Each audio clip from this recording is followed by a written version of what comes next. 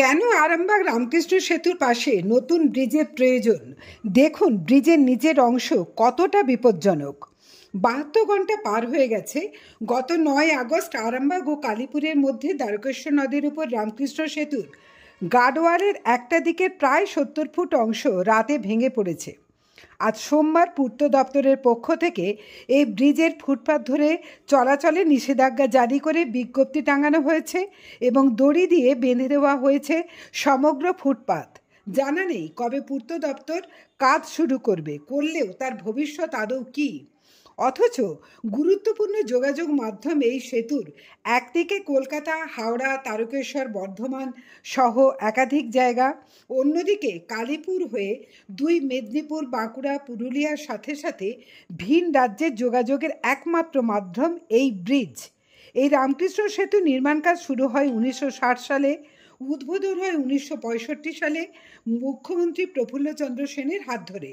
বর্তমানে 60 বছরেরও বেশি পুরনো এই ব্রিজের উপর দিয়ে প্রতিদিন কয়েক হাজার যাত্রীবাহী ও মালবাহী বাস, ট্রাক ও 4 চাকার গাড়ি ছাড়াও কয়েক হাজার বাইক, সাইকেল চলে। গার্ডওয়াল ভেঙে পড়ার পর হাইট বার লাগিয়ে বাস, ট্রাক চলাচল সম্পূর্ণ বন্ধ করা হয়েছে। কিন্তু তাতেও কি এই আদ্যিকালের ব্রিজটির স্বাস্থ্যের উন্নতি হবে?